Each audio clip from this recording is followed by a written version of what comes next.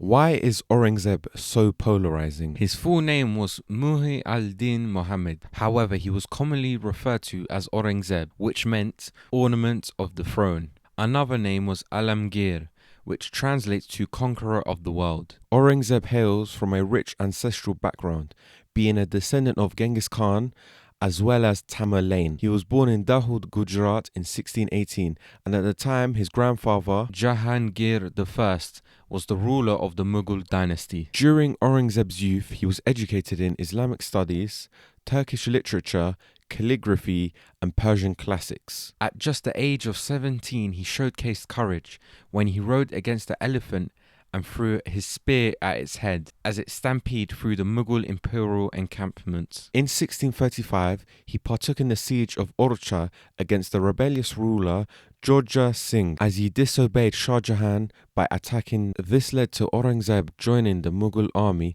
successfully removing Georgia Singh from power. Following Shah Jahan re-establishing control in Deccan in 1636, Aurangzeb became the Viceroy of the region. This also put an end to the Shia Nizam Shahi dynasty that ruled in the area. However, he was removed from this post in 1644 after he returned late when his sister was burned from a lamp. However, in the following year, in 1645, he was made the governor of Gujarat, in which he brought stability to the region. He was then sent to Balkh after his brother Murad Bashk deserted his army. However, due to the rebellious nature of the Uzbeks, proved costly for the Mughals as they lost the territory and large sums of money fighting. After the Balkh expedition, Aurangzeb was made the governor of Sindh and Multan from 1649 to 1652, in which during his time as governor he laid siege to Kandar against the Persians. However, in 1652, Aurangzeb was made the governor of Deccan again, as the Mughal administration had not been prospering at the time.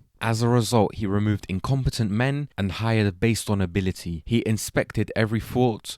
Old and disabled soldiers were given pensions, while old and incompetent men on artilleries were examined thoroughly. During Shah Jahan's reign, Aurangzeb's older brother, Dara Shikoh, was being groomed as the next Mughal emperor. This was evident by the fact that Shah Jahan kept Dara Shikoh right by his side, while Aurangzeb was kept far away from the royal court. This proved costly as he did not gain as much military experience in comparison to Aurangzeb, as he stayed at the court for large periods of time. Dara Shikoh was similar to his great-grandfather Akbar I, in which he was more liberal and wanted to find more common ground between Islam and Hinduism. This caused resentment towards Dara Shikoh, in which Aurangzeb formed powerful allies with high officials within the Mughal Empire, such as the Shujah of Bengal and Murad Bashk in the 1650s. In September 1657, Shah Jahan fell ill, which caused a succession crisis within the Mughal Empire,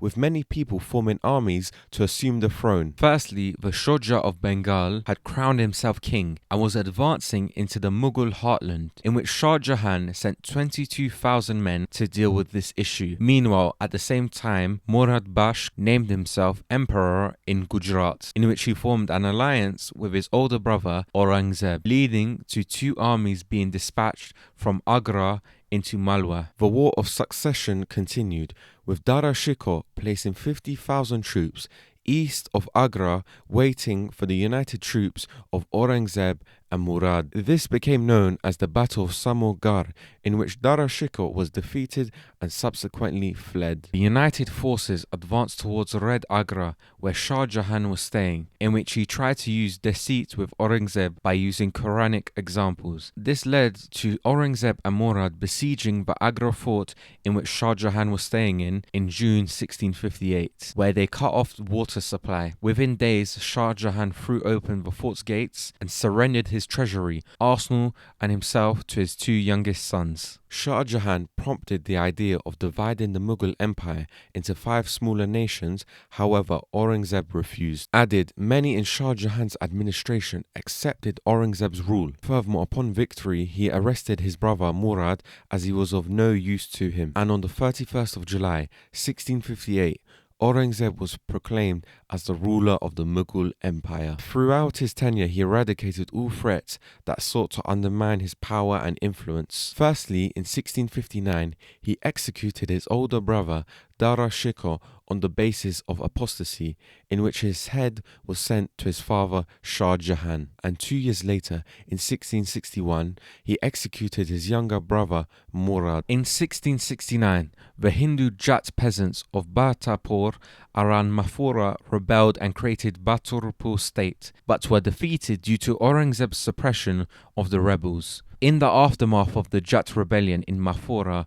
which killed the patron of the town mosque, Aurangzeb ordered for the city's Kesava Deo temple to be demolished and replaced with an Eidgah. Though at times Aurangzeb was unable to defeat his opponents, such as the Battle of Stragat in 1671, which was fought in the easternmost point of the Mughal Empire against the Ahom kingdom. The Mughals, led by Mir Jumla and Shaista Khan, attacked but were defeated by the Ahoms. In 1672, the Satnami, a sect concentrated in an area near Delhi under the leadership of Birbahan, took over the administration of Narnol, but were eventually crushed upon Aurangzeb's personal intervention, with very few escaping alive. Another such example is when he had the Sikh guru Teg Bahadur executed in 1675 for taking up arms against the Mughal state in Punjab, with Sikh sources suggesting he was protesting against the forced conversion of Kashmiri Brahmin. Another example of failing to crush a rebellion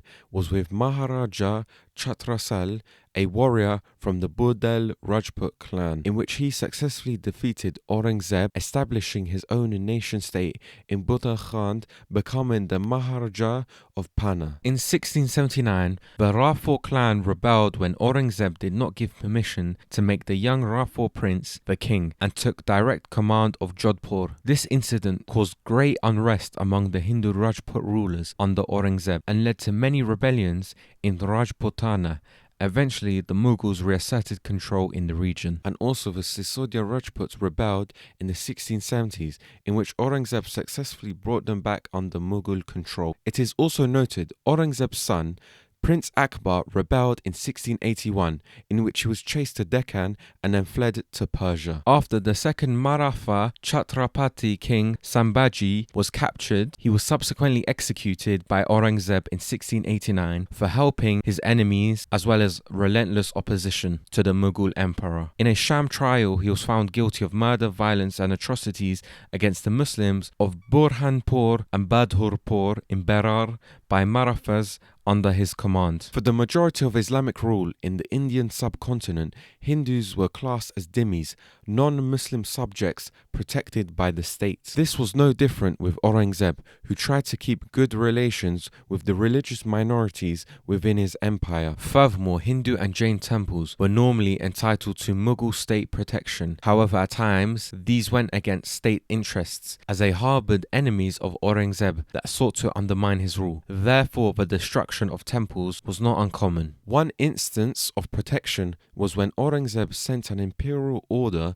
to the Mughal officials in the city of Benares, stating to not interfere with the affairs of the local temples. Furthermore, he penned a letter to Mahant Anand Nath in 1661, requesting a medicinal preparation from the yogi. In the same decade, he increased Anand Nath's landholdings in a village in the Punjab. Such connections echoed Jahangir's meetings with the Hindu ascetic Jadrup and Akbar's land grants to Vaishnava communities in Mathura. Ishvara Dasa, a Hindu astrologer who wrote about Aurangzeb in 1663, stated that he was a righteous king and noted that his tax policies were lawful. However, in 1669, he ordered the destruction of Benaras's Visvana temple, as it was connected to the rebellion that broke out amongst Benaras's landlords. Following the Jat uprisings in the region in 1669 and 1670, dealt the Mughals heavy casualties. In subsequent years, Aurangzeb ordered temples demolished in Jodhpur, Kandala and elsewhere for similar reasons. And in 1670, Aurangzeb ordered the obliteration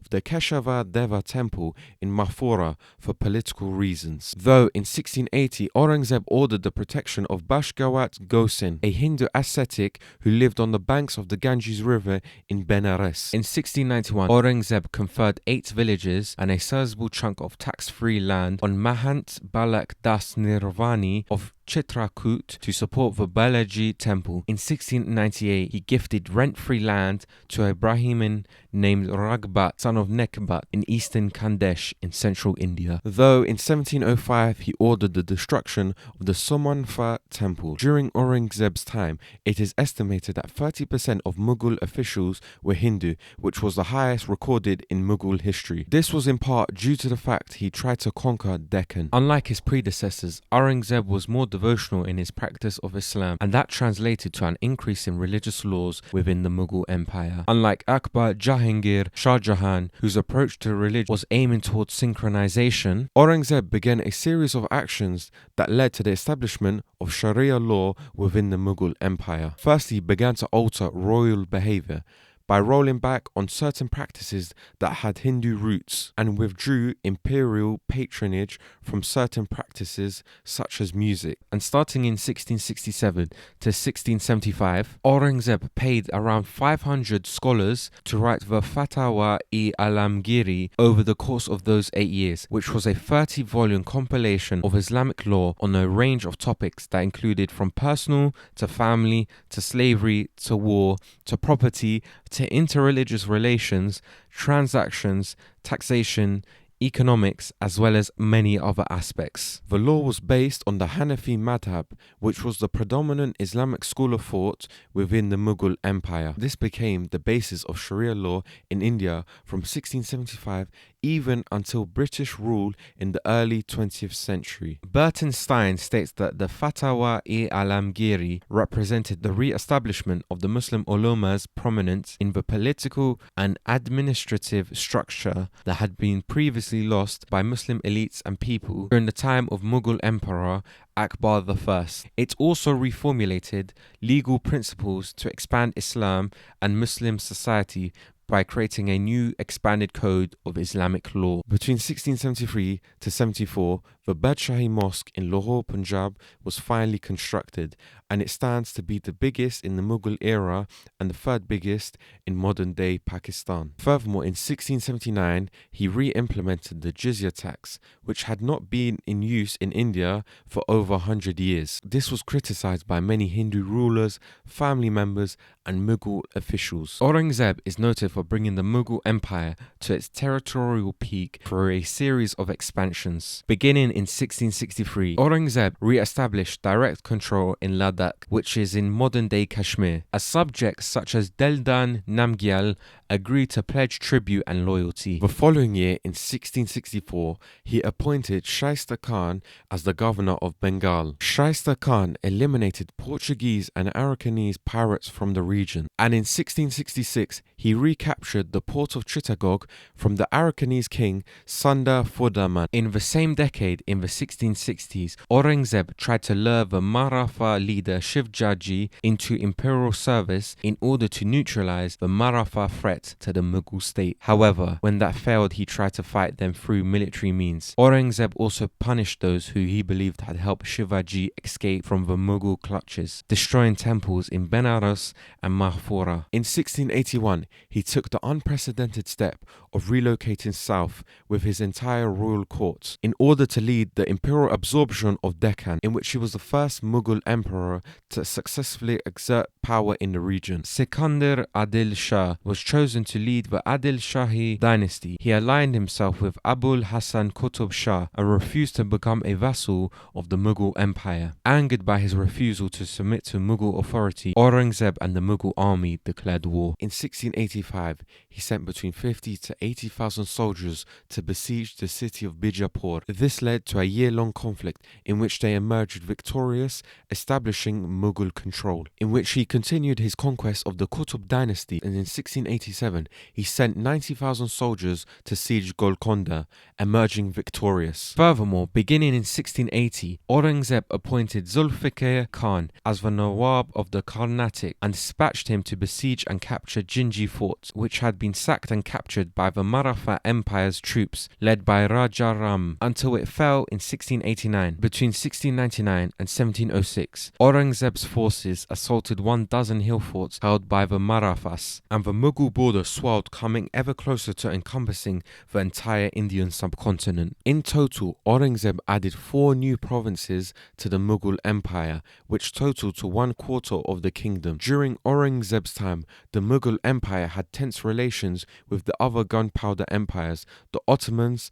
and the Safavids. Upon the Safavids attacking a Mughal army near Kandahar, Aurangzeb was preparing to launch an offensive against the Persians. However, following the death of Abbas in 1666 led to hostilities ending. This also eased the pressure on the northwestern border. He also stopped the exchange of embassies with the Persians. Furthermore, Aurangzeb refused to acknowledge the Ottoman Sultan as the Caliph of the Muslim world, even supporting his enemies such as the governor of Basra. He done this because he believed the Ottomans did not give him the recognition he deserved. During the first 3 decades of his reign, Aurangzeb maintained cordial relations with Mecca. Several diplomatic missions arrived from Mecca. The emperor reciprocated with equally warm and affable gestures. Imperial agents carrying subventions for the Sharif and their inhabitants of the holy cities visited Mecca at regular intervals. Hajj caravans with royal Mijbaj continued to sail for Mecca for annual pilgrimages. However, in the later years of his reign, the avarice of the Sharif of Mecca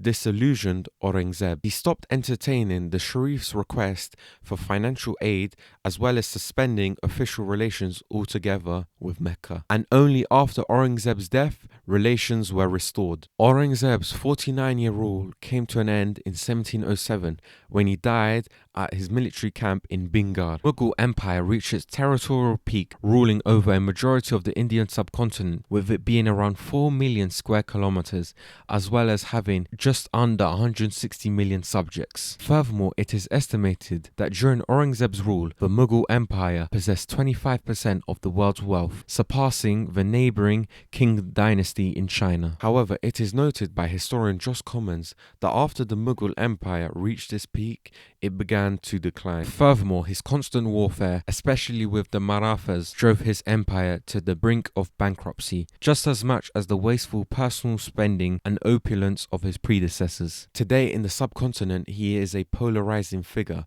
with Muslims seeing him as a just, pious and expansionist leader.